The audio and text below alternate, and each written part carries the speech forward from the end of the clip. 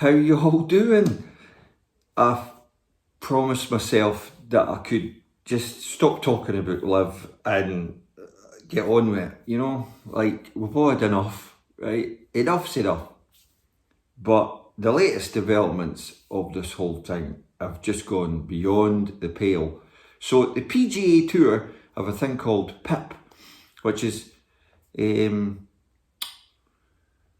Player Incentive Program or something like that. Basically, it rewards players throughout the season if they do stuff that like improves the tour, or they really need to, the PGA Tour themselves need to be a bit more specific on what exactly this is. But if you look at LIV Golf, they've got something that's called the MSU. Make shit up. I mean, these players are coming up with stuff. What fantasy land are they living in? They all knew the consequences would be severe if they took the money. They've all had a look at it. They've all had lawyers looking at it. They've all had advisors advising them. And they've all signed for, you know, like Cameron Smith's rumoured to have signed for 140 million. Whether he plays on the PGA Tour ever again or struggles to, you know, play on the European Tour or wherever, he's set for this life, the next life, and the life after that. The problem these guys, the LIV guys, have is tour golf tends to want you to be a member of the tour, right? You take up membership. It's a bit like joining a golf club. And if you've not got the membership, then you can't really play. Obviously, there's avenues. They could go and play on the Asian Tour. And then occasionally, if they were high enough up on the world rankings, they would filter into PGA Tour events. In theory, majors haven't really come out publicly, but I think majors should be open. You know, I mean, if you're good enough or past winner, I think you've got to be allowed to play in the majors. But this is what's annoying for the likes of me, you, everybody out there watching it. A, it's confusing because they're not given real clear guidance and setup for the whole thing. And two, it's annoying for me and you, because of the obscene amounts of money being involved. Now, Shane Lowry touched on this. He's winner of the PGA at Wentworth, outstandingly. He touched on this obscenity of money. It goes back to, Ram touched on it, about like how much money do you need, but how much money do you want? And he balanced it out that way, saying he's got enough. He doesn't need or want any more. Justin Rose balanced this out by saying he wants his legacy to be tour driven on results in tournaments. So LIV have set themselves up for this like total separation, wealth, no cut, 3 rounds, no history, no majors.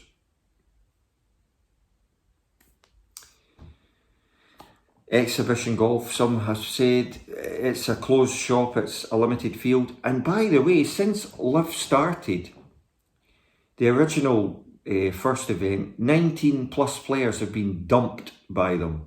They've never, so basically, right, even these big names eventually could get dumped because bigger names come in. So LIV have no loyalty to like growing the game or keeping these players. It's all about attracting the best. There's a limit on how many players, and like I say, they've dumped 19 of them already.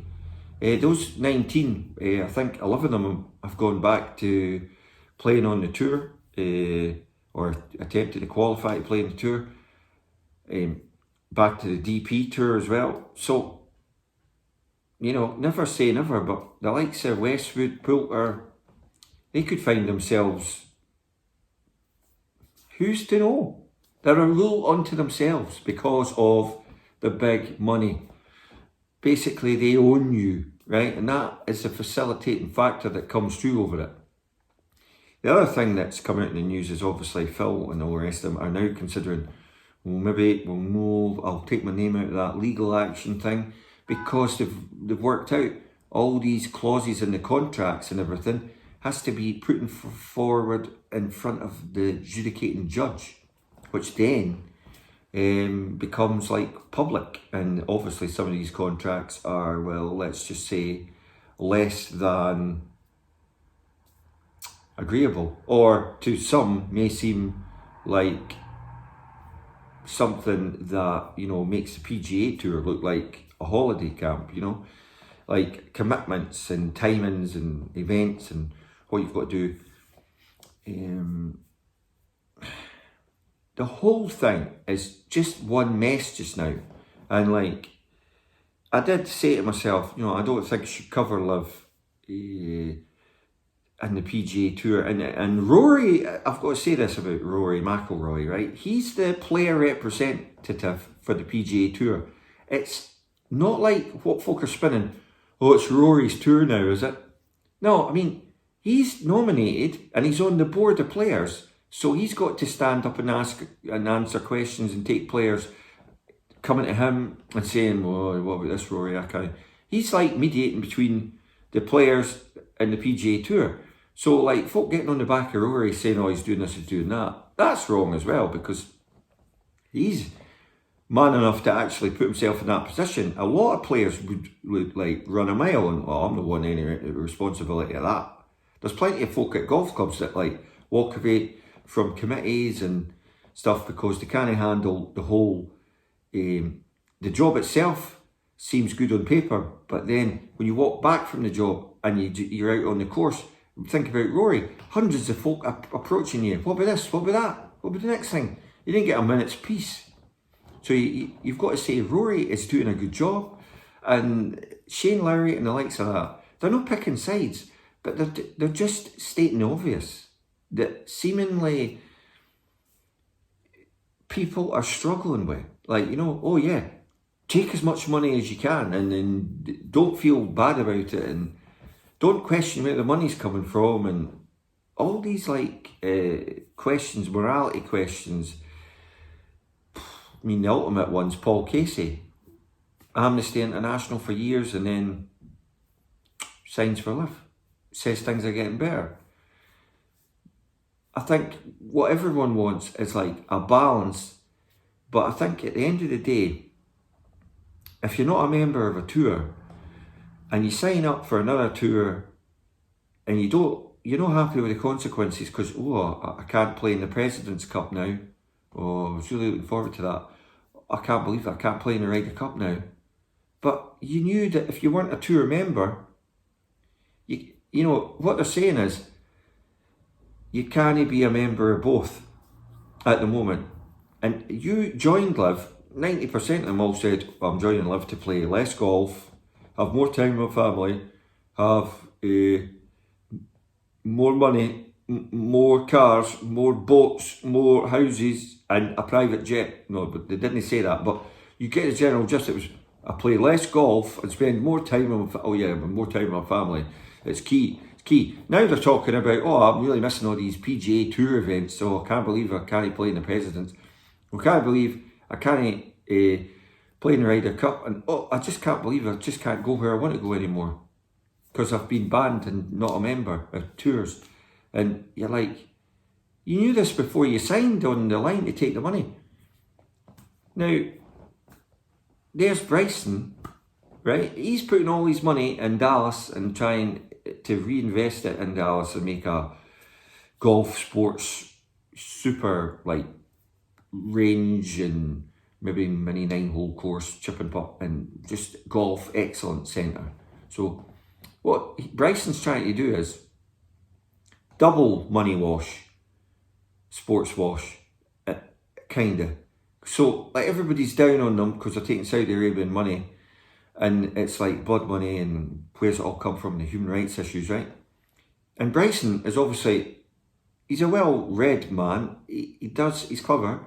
He's looked into this and went, right, if I take their money, but I invest it in America and in Dallas, and then build sports stuff for golf, put my name to it, and take all the money, pay all the taxes, then, well, actually, Bryson, it's a form of sports washing that you're doing as well. And I know it's going to be for the benefit of others, but what have you given up to do this? Well, clearly at the moment you've given up PGA Tour and all the stuff that goes along with that. It is a complete mystery as to, they want their cake and they want to eat it at the same time. You can't have both, because there's just this whole thing runs too deep. And if we haven't even, this is another video, but we'll be talking about how deep this runs in YouTube, and over a period of time, how many channels have been bought and paid for and are all connected to Saudi Arabia. And I mean, if you're looking at the golf, just the golf section of the YouTube, you can guarantee that in the top 10, there's at least 6 or 7 channels. And we'll be discussing that at a later date. Thanks for watching.